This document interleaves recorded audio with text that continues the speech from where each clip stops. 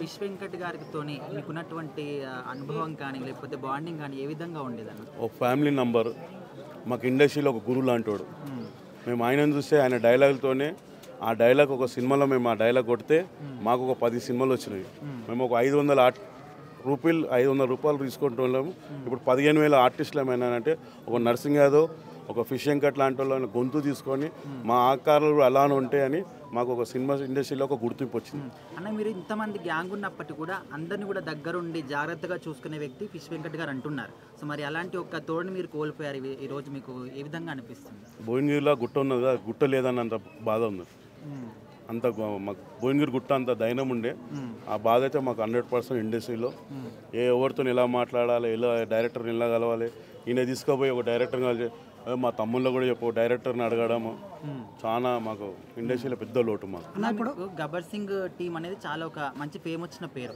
అయితే పవన్ కళ్యాణ్ గారు చాలా సందర్భాల్లో మీరు అన్నం తినడానికి కూడా ఆయన పిలిచి మరీ పెట్టారని కూడా చాలా సందర్భాల్లో చెప్పారు. మరి ఈ విషయం అనేది ఆయన దృష్టికి వెళ్ళలేదు అనుకోవచ్చా? మీరే తీసుకెళ్లారు, మేము కాదు, మీరే తీసుకెళ్లారు. వాళ్ళకి ఎరికే అయింది. వాళ్ళు కూడా చాలా బాధలో ఉన్నారు.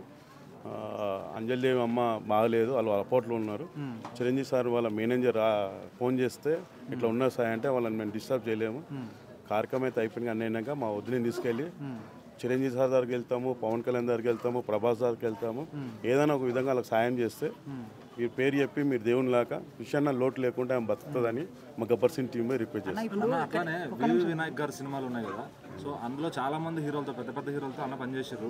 మరి వాళ్ళ దగ్గర నుంచి ఎటువంటి హెల్ప్ కానీ ఆయన్ని కాపాడేదానికి రాలేదా స్టార్ హీరోల దగ్గర నుంచి? అనే కొన్ని ఛానళ్ళల్లో ఆ రిపోర్ట్ వల్ల కొంతమంది ఇన్ని లక్షలు వచ్చినాయి అన్ని లక్షలు వచ్చినాయని వల్ల పెద్ద పెద్ద దాతలు కూడా ముంగరు రాలేకపోయినాయి. ఈ వినాయక గారు కూడా మా వదినమ్మని తీసుకుపోయి ఆయనను కూడా అడుగుతాం. కంపల్సరీ పెద్ద పెద్ద డైరెక్టర్లతో చేసి పెద్ద పెద్ద హీరోలతో చేసారు. ఫస్ట్ పడంగా ఇలా ఫిష్ వెంకట్ నాకు పేరు వచ్చిందంటే ఆదిలో తోడగొట్టు చిన్న అని చెప్పి ఆ నుంచి గబ్బర్ సింగ్ టీం కాదు మా అన్నకు ఆ తోడగొట్టు చిన్న దాంట్లోనే పెద్ద పేరు వచ్చింది.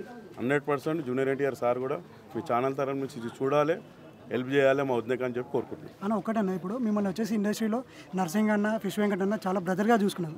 ఇప్పుడు వీళ్ళ తర్వాత అలా చూసుకునే వాళ్ళు ఉన్నారా ఇప్పుడు మిమ్మల్ని అలా ఆదరించే వాళ్ళు? మాకు అదే కనిపిస్తలేదు అన్న. ఫస్ట్ అయితే మా గురువు సిఆర్ అన్న మాకు ప్రతి షూటింగ్లో చెప్తుండే ఇట్లా చేయరా అట్లా చేయరా అని. అలాగే చూసి అన్నలో కోల్పోయినాము. నర్సింగ్ అయినప్పటికీ మాకు ఫిష్ వెంకట్ అన్న. ఈ ముగ్గురు కన్నా ఇంకా మాకు అలాంటి లోటు తీసుకోవాలి ఇంకా లేదు, దొరకలే. ఇంకా ఇక దేవుడిని నమ్ముకొని ముందుకెళ్తాం. అన్న 100కు పైగా సినిమాలు చేశారు. ఆయన ఆర్థిక పరిస్థితి ఎప్పుడు చాలా లోలోనే ఉండేది. కారణాలు ఏంటంటే ఆయన చేశాడు, 150 సినిమాలు చేశాడు. ఆయన రెమ్యునరేషన్ అప్పుడు తక్కువ ఉండే. మంచి పేరు వచ్చే వారికి ఇలాంటి మందు అలవాటు అయిపోయి ఇలా కోల్పోయిండు. ఈరోజు మా అన్న లేకుండా అయింది. ఎవరైనా సాయం చేసి ఉంటే ఆయన కొన్ని రోజులు ఉండే అవకాశాలు ఉండే అంటారు. ఫిష్ వెంకట్ అన్న నవ్వుపించిన క్యారెక్టర్లలో చాలా మంది, 50 మంది దాతలు వచ్చారు. కిడ్నీ మేమిస్తామని. అందులో 5 మంది ఫ్రీగా ఇస్తాను, 40 మంది మళ్ళీ ఏమో చూసుకోండి, మా ఫ్యామిలీని ఏమో చూసుకోండి అన్నారు. అని బాడీ సహకరించలే. బాడీ సహకరిస్తే మేము అనుకున్నాము ఈ హాస్పిటల్ నుంచి ఇంకో హాస్పిటల్ అయితే 100% మా అన్న 6 సంవత్సరాల నుంచి 10 సంవత్సరాలు బతాడు అనుకున్నాము. సాయపడ్డారు కొద్దిగా హీరోలు వాళ్ళు కూడా పెద్ద వచ్చారు. ఇప్పుడు అన్నని కోల్పోయినాము. మా వద్దకు సాయం చేయమని కోరుకుంటున్నాం. 100% రేవంత్ రెడ్డి సార్ దగ్గర కూడా వెళ్తాము. మొన్న అవార్డు ఫంక్షన్లలో ఇండస్ట్రీకి నేను అండగా ఉంటాను అన్నాడు. మాకు ఇప్పుడు ఫిష్ వెంకట్ అన్న అండగా ఆయన లోటు మా వద్దకు ఏదన్నా ఇప్పుడు ఉన్న ఇల్లు కూడా 5 లక్షలకి గిరిగి పెట్టేశారు. అది ఏదైనా సరే ఆయన ఒక డబుల్ బెడ్రూమా ప్లస్ మీ గవర్నమెంట్ తరఫు నుంచి ఏదైనా ఫండా ఏదైనా చేయాలని మా గబ్బర్ సింగ్ కోరుకుంటున్నాం. అన్న ఇప్పుడు హాస్పిటల్లో ఉన్నప్పుడు మాట్లాడారు కదా, మరి సడన్గా ఏమైంది? అదే బ్రెయిన్లో పసకలు కొట్టేసినాయి.